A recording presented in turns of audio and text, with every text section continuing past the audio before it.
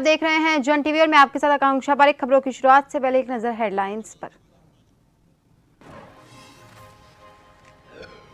CM Dhami ने state handloom expo का किया शुभारंभ। 7 फरवरी तक बनू ग्राउंड में आयोजित होगा एक्सपो। उद्योग सचिव विनय शंकर पांडे भी रहे मौजूद।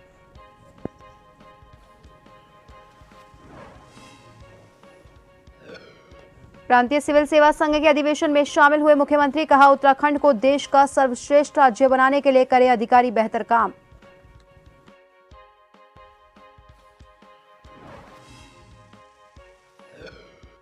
सीएम धामी से किसानों के प्रतिनिधिमंडल की मुलाकात। सांसद निशंक और स्वामी यतीश्वरानंद की मौजूदगी में हुई चर्चा। गन्ना मूल्य में 20 रुपए वृद्धि करने पर जताया आभार। मंगलौर उपचुनाव को लेकर सभी पार्टी तैयारियों में। कांग्रेस और बसपा ने घोषित किया अपना उम्मीदवार। वहीं बीजेपी प्रत्याशी के लिए कर रही मंथन।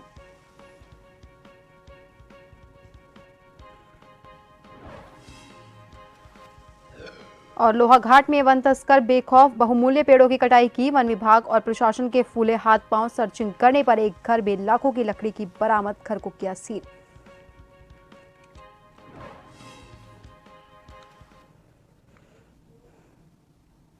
और अब खबरें विस्तार से।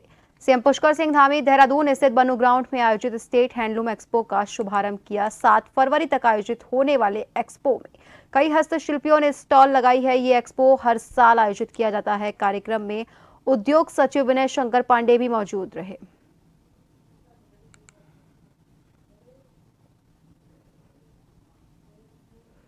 मुख्यमंत्री पुष्कर सिंह धामी ने उत्तराखंड प्रांतीय सिविल सेवा कार्यकारी शाखा संघ के वार्षिक अधिवेशन में बतौर मुख्य अतिथि हिस्सा लिया। इस मौके पर मुख्यमंत्री ने संघ की वार्षिक पत्रिका आरोही का विमोचन भी किया। मुख्यमंत्री ने अधिवेशन की शुभकामनाएं देते हुए कहा कि उत्तराखंड प्रांतीय सिविल सेवा संघ द्वारा जो मांग पत्र दिया गया है उन पर उचित कार्रवाई की जाएगी। सभी विषयों पर गंभीरता से विचार करते हुए समस्याओं का समाधान किया जाएगा। आप लोग जो गुड गवर्नेंस है उसके अग्रदूत हैं, इसलिए आप सभी को गुड जो गवर्नेंस है उसमें इनोवेशन पर जोर देना चाहिए। और आपने बहुत सारी चीज़ें मेरे सामने रखी हैं यहाँ पर, और मेरा ये मानना है, देखिए मैं भी चीज़ों को शून्य से देखता हूँ, समझने की कोशिश करता हूँ। जो मैं नहीं जानता उसको भी समझने की कोशिश करता हूँ। हाँ, जो ज़रूरत है, जो राज्य के हित में है, उसमें निर्णय मैं अवश्य लेता हूँ, भले ही थोड़ी देर कर देता। कई बार लोग कहते हैं अरे ये आपने जल्दी निर्णय लेना चाहिए था। मैं जल्दी निर्णय नहीं लेता।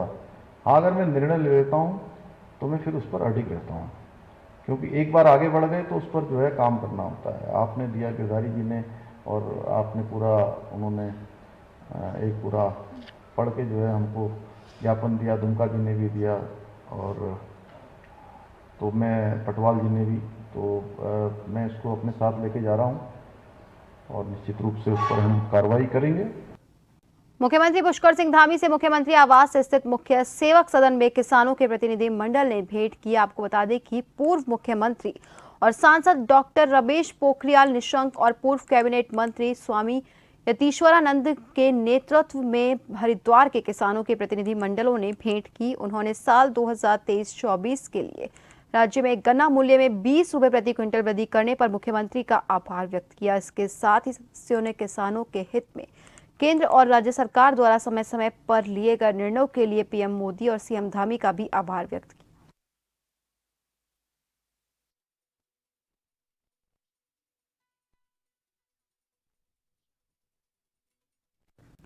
मंगलौर विधानसभा में होने वाले उपचुनाव को लेकर सभी पार्टी पूरी तैयारियों में जुट गई है। दरअसल मंगलौर विधानसभा में बसपा से विधायक रहे हाजी सरवत करीम अंसारी के देहांत के बाद मंगलौर विधानसभा सीट खाली हो चुकी है। उपचुनाव को लेकर कांग्रेस ने पहले ही काजी निजामुद्दीन को उपचुनाव में प्रत्याशी के रूप में घोषित कर दिया है, तो वहीं बसपा से हाजी सरवत करीम अंसारी के पुत्र मोंटी को चुनावी मैदान में उतारने की घोषणा की गई है। वहीं भाजपा उपचुनाव के लिए अपने प्रत्याशी को मंगलौर विधानसभा में उतारने के लिए मंथन करने में जुटी हुई है।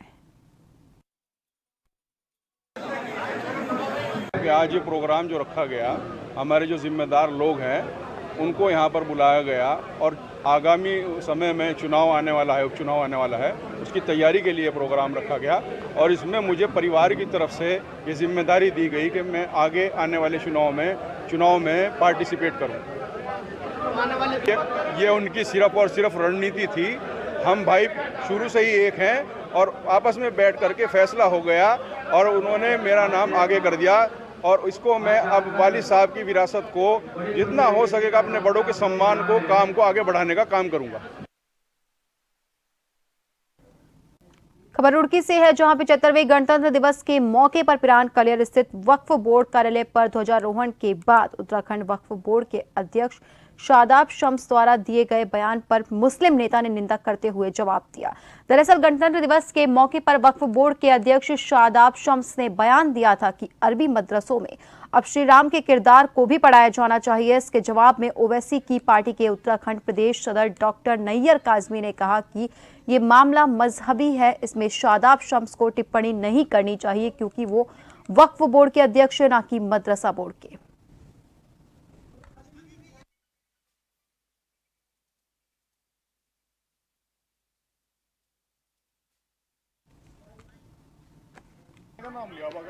मुझे लगता है कि श्री राम के बारे में जो वजूद है वो अपने आप में गाथा कहता है।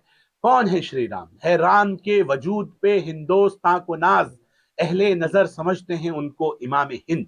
ये अल्लामा इकबाल साहब ने ये शेर कहा था और कहा कि हम अहले नजर उनको इमाम हिंद समझते हैं। इमाम वो होता है जिसके पीछे आप नमाज पढ़ते हैं, जिसको आप फॉलो करते हैं। तो इमाम जो श्री राम है उनका कैरेक्टर ऐसा है कि उनको फॉलो करना चाहिए। लगता है वो कैरेक्टर ही अलग है। श्री राम का जो किरदार है, मैंने बड़े बड़े आयम्मा से बात की, उन्होंने कहा ये किरदार नबियों वाला किरदार है, ये किरदार बड़ा किरदार है। इसलिए मैं ये मानता हूं कि ऐसे किरदार को हम अपने बच्चों को, जहां मदरसे में मोहम्मद साहब को पढ़ाएंगे, साहबाओं को पढ़ाएंगे, वहां श्री राम को भी पढ़ाएंगे और मुझे लगता है यही खूबसूरत भारत की शुरुआत हो। हमने कहा कि क्योंकि सिलेबस में संस्कृत है तो हम संस्कृत भी पढ़ाएंगे। जब हमने कहा कि हम एनसीईआरटी का सिलेबस पढ़ाएंगे तो हम सब कुछ पढ़ाएंगे अपने बच्चों को और हमारा मानना है एनसीईआरटी के सिलेबस में जो जो आएगा वो हम अपने बच्चों को पढ़ाएंगे। सवाल मदरसे का है। सबसे पहली बात तो अध्यक्ष जी को, जो वक्फ बोर्ड के अध्यक्ष हैं, उन्हें मदरसों के बारे में इंटरफेयर ही नहीं करना चाहिए। सबसे पहली बात तो ये है। लेकिन उन्हें बहुत शौक़ है मदरसों का, मजहबी मामलों का, उसमें इंटरफेयर करने का। ये काम आलिम दीन का है, उन्हीं को छोड़ देना चाहिए। हमारे आलिम दीन पिछले 1400 साल से इस काम को आगे बढ़ा रहे हैं और इंशाअल्लाह वही इसे आगे बढ़ाएंगे। और जहाँ तक मैंने सुना उनका बयान कि वो कह रहे हैं कि उसमें रामचरितमानस भी पढ़ाई जाएगी और ये भी होगा और वो भी होगा। खोल लें अपने लिए कोई स्कूल। और बहादुरी इसमें नहीं है कि वो मदरसे में रामचरितमानस पढ़ाएं, बहादुरी इसमें है कि वो सरस्वती शिशु मंदिर में कुरान की तालीम कराएं। लोहाघाट में वन तस्कर बेखौफ हो गए हैं, जिन्हें ना तो प्रशासन का डर है और ना ही कानून का। बता दें कि लोहाघाट में वोट हाउस के पास बेखौफ वन तस्करों ने देवदार के 8 बहुमूल्य पेड़ों को आरे से काट डाला और जब शनिवार को इतनी बड़ी संख्या में पेड़ कटने की सूचना मिलने पर वन विभाग और प्रशासन को लगी तो उनके हाथ पांव फूल गए। सूचना पर आनन फानन में मौके पर पहुंची लोहाघाट तहसीलदार विजय गोस्वामी और वन विभाग की टीम पहुंची और घटनास्थल का जायजा लिया। इस दौरान टीम को एक घर के भीतर से डंप करी हुई लाखों रुपए की देवदार की लकड़ी और पेड़ काटने की मशीन मिली, जिसे टीम ने सीज कर दिया।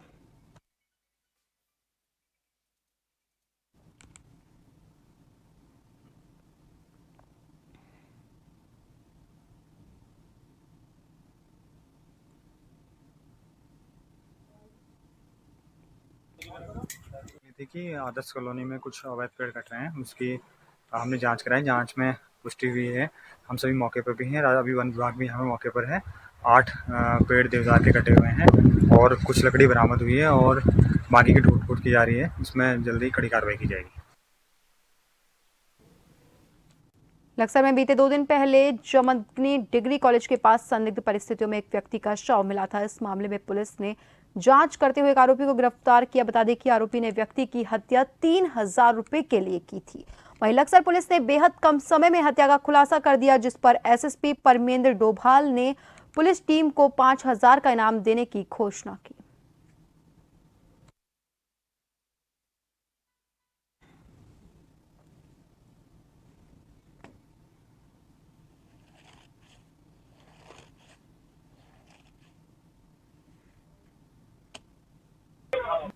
आसपास के जब लोगों से पता किया गया और सघन जांच की गई तो इस व्यक्ति की पहचान की गई जिसका नाम राजेंद्र था और ये घर से एक दिन पूर्व ही शाम के समय निकला था और घर में वापस नहीं पहुंचा था। इसके लड़के के द्वारा इसमें फिर एक अभियोग पंजीकृत 302 का बनाम अज्ञात कायम कराया गया था।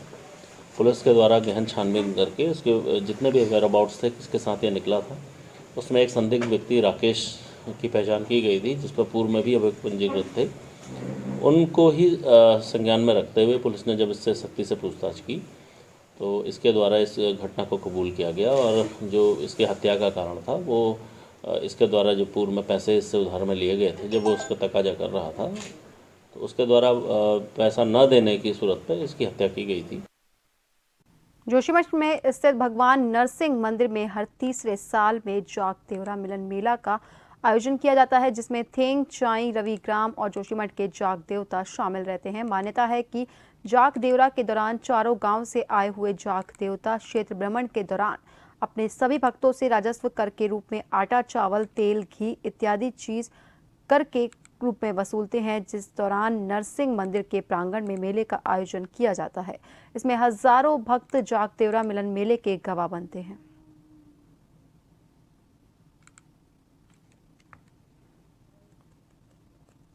इनकी मान्यता है ये वो यक्ष है वैसे, और यक्ष इन्होंने भगवान विष्णु की उपासना की थी तो भगवान ने इनको अपना वो बनाया था द्वारपालों जैसे क्षेत्रपाल के, ये क्षेत्रपाल नाम से जाने जाते हैं। और तीसरे साल में इनका मिलाप होता है। ये तीसरे साल में इसलिए होता है कि ये तीसरे साल में ये भूमि का कर वसूल करते हैं। ये यक्ष है, इनके राजा कुबेर जी और जाट भाई है, हमारे भाई जाट के सबसे छोटे भाई है, इनका नाम गोपाल भी है। इनको गोपाल किया गया, भगवान को बलिदान दिया, मैं अपनी शक्ति आपको देता हूँ। और ये जो है उत्तराखंड के भूमि क्षेत्रपाल कहे जाते हैं। भूमि ये प्रत्येक गांव के भूमि के मालिक होते हैं और कुबेर जी ने इनको अपने प्रत्येक गांव में नियुक्त कर रखा है। से, उद्गम से और चाई से और रविग्राम से ये चार जाग इकट्ठे हो जाते हैं एक दिन। और ये जो है यहाँ मंदिर का जो भी दस्तूर है वो दस्तूर के लिए यहाँ पहुँच जाते हैं। आया हूँ रविग्राम का जाग कम से कम 18 गति तक रहेगा, 1 फरवरी तक बाहर रहेगा और पूरे क्षेत्र का भ्रमण रहेगा। आज हम नरसिंह भगवान के वहाँ आए हैं बड़े भाई के दर्शन के लिए और यहाँ पे 3 भाई 1 बहन थैंक की, तो हम यहाँ पे आए हैं और कल हम ओसी गए थे और इसके बाद रविग्राम का भ्रमण रहेगा हमारा। फिलहाल के लिए खबरों में रुकेंगे एक छोटे से ब्रेक के लिए।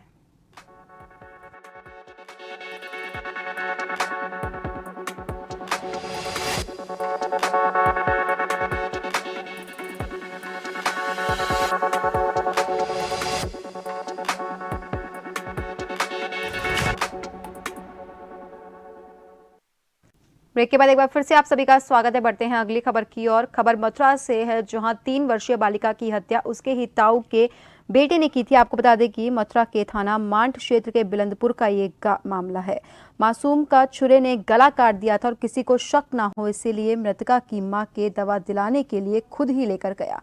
पुलिस ने हत्याकांड का खुलासा करते हुए आरोपी को गिरफ्तार कर वरिष्ठ पुलिस अधीक्षक शैलेश कुमार पांडेय ने बताया कि मथुरा के थाना मांड के गांव बिलंदपुर में गुरुवार को 3 वर्ष की बालिका की गला रेत कर हत्या की थी, जिसमें पुलिस ने हत्या करने वाले ताऊ के लड़के को गिरफ्तार कर लिया। वहीं हत्या के पीछे रंजिश का मामला बताया जा रहा है। मृत बालिका के पिता ने अरुण के साथ मारपीट की थी और इसी बात से आहत होकर 3 वर्षीय बालिका की उसने हत्या कर दी। पुलिस ने हत्या करने वाले आरोपी के पास से छुरा भी बरामद किया।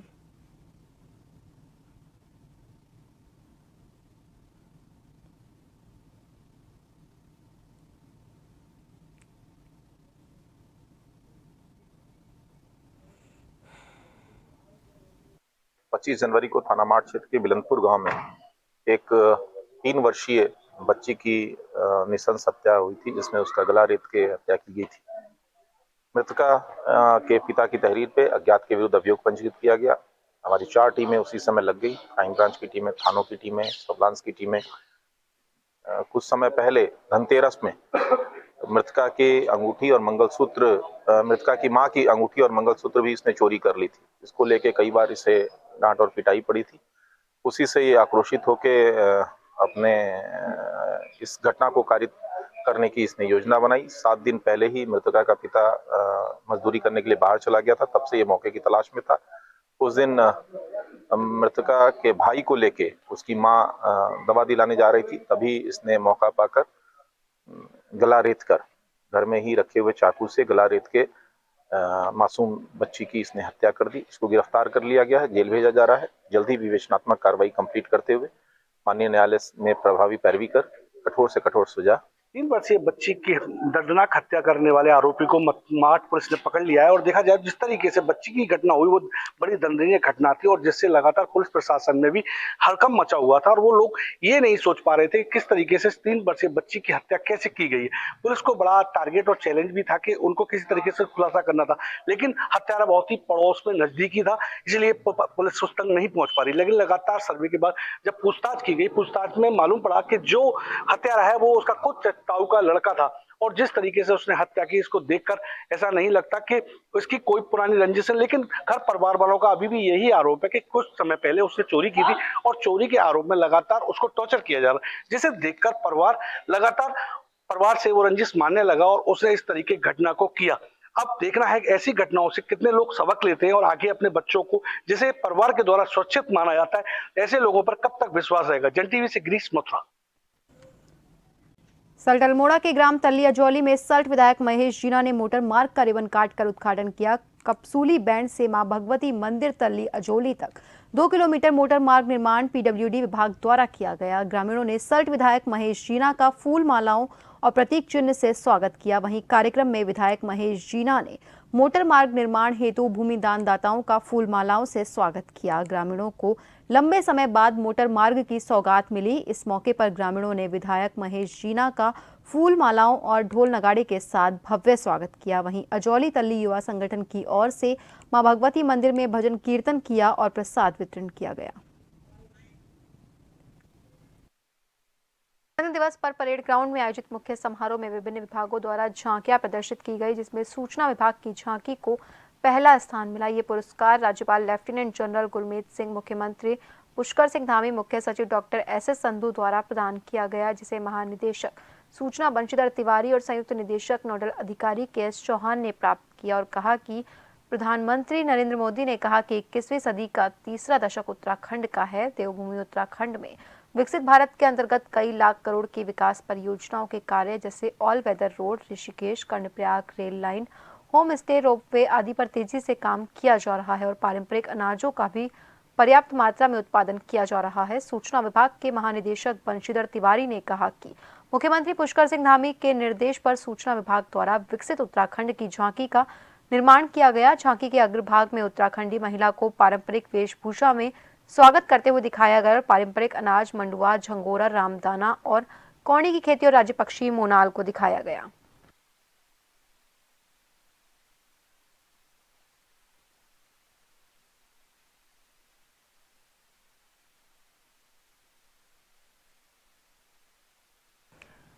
गणतंत्र दिवस पर तिरंगा उत्सव कार्यक्रम में शामिल होने के लिए प्रियंका गांधी के राजनीतिक सलाहकार आचार्य प्रमोद कृष्णम हल्द्वानी पहुंचे, जहां उन्होंने प्रेस वार्ता के दौरान श्री राम मंदिर को लेकर कहा कि श्री राम राष्ट्र राजनीति से ऊपर है, उनका नाम लेकर राजनीति नहीं करनी चाहिए। इसके साथ ही उन्होंने कहा कि देर सवेर उन राजनीतिक दलों को अपनी गलती का एहसास होगा जिन्होंने राम मंदिर का आया हुआ निमंत्रण ठुकरा दिया। इसके साथ ही उन्होंने कहा कि बेहतर होगा कि ऐसे राजनीतिक दल अपनी गलती स्वीकार कर ले। वहीं गठबंधन में ममता बनर्जी के सवाल पर उन्होंने कहा कि तृणमूल कांग्रेस से बड़ी राष्ट्रीय पार्टी कांग्रेस है, इसीलिए सिर्फ कांग्रेस पार्टी ही बीजेपी की मोदी सरकार को चुनाव में चुनौती दे सकती है।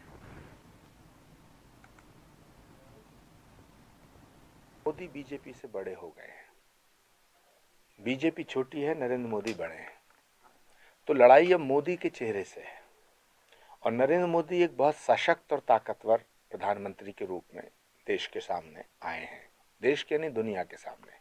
तो अगर आप नरेंद्र मोदी जी को टक्कर देना चाहते हो तो फिर संपूर्ण विपक्ष का एक कोई क्रेडिबल चेहरा जो क्रेडिबिलिटी के पॉइंट ऑफ व्यू से जो पॉपुलैरिटी के पॉइंट ऑफ व्यू से, जो एक्सेप्टेबिलिटी के पॉइंट ऑफ व्यू से देश को स्वीकार हो, वो चेहरा देना चाहिए।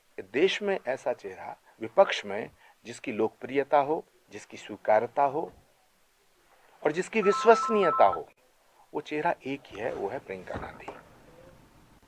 कांग्रेस मुख्यालय में शुक्रवार को राष्ट्रीय कांग्रेस की स्क्रीनिंग कमेटी की बैठक आयोजित हुई। इस अध्यक्षता कमेटी के अध्यक्ष भक्तचरण दास ने की। बैठक में उत्तराखंड के पूर्व सीएम हरीश रावत, प्रदेश अध्यक्ष करण माहरा, नेता प्रतिपक्ष यशपाल आर्य सहित कई वरिष्ठ नेता और दावेदार मौजूद रहे। बैठक में आगामी लोकसभा चुनाव के लिए दावेदारों के नाम पर चर्चा की गई। ऐसे में कई वरिष्ठ नेता सहित कार्यकर्ताओं ने अपनी लोकसभा सीट पर दावेदारी ठोकी। वहीं कमेटी के अध्यक्ष भक्तचरण दास ने कहा कि 15 फरवरी तक हम उत्तराखंड की 5 लोकसभा सीटों में अपने प्रत्याशियों का नाम घोषित कर देंगे, जिसके तहत ये स्क्रीनिंग कमेटी की बैठक की गई है, जिस पर नाम की चर्चा करते हुए जल्द उनकी जांच की जाएगी।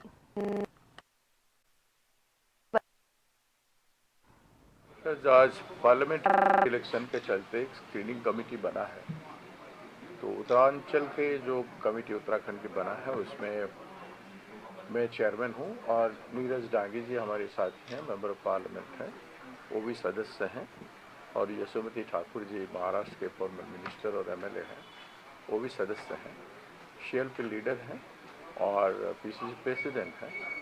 और उससे हमारी जो नियम होता है, सीनियर लीडर्स हों या सीडब्ल्यूसी मेंबर्स हों या एआईसीसी के जो फंक्शनरीज हैं इसी स्टेट से, हमारे एआईसीसी में, उन सब लोगों से सलाह मशवरा करके, उनसे बातचीत करके। बागवानी बोर्ड के केंद्रीय निदेशक वीरेंद्र जुयाल ने पौड़ी गढ़वाल सीट से लोकसभा चुनाव लड़ने की इच्छा जताई। उन्होंने कहा कि वो निरंतर पिछले 40 सालों से भारतीय जनता पार्टी की सेवा कर रहे हैं और अब उनकी प्रबल इच्छा है कि वो चुनाव लड़कर गढ़वाल के लिए कुछ नया कर सके। माणा बॉर्डर से हिमवीरों के साथ गणतंत्र दिवस मनाकर वापस लौटे वीरेंद्र जुयाल ने जोशीमठ में प्रेस वार्ता की। इस दौरान आगामी लोकसभा चुनाव को लेकर अपनी इच्छा प्रकट करते हुए कहा कि यदि प्रधानमंत्री मोदी चाहें तो वो पौड़ी लोकसभा सीट से अपनी दावेदारी करेंगे और बहुमत के साथ चुनाव जीतकर गढ़वाल के लिए कुछ नया करने का प्रयास करेंगे।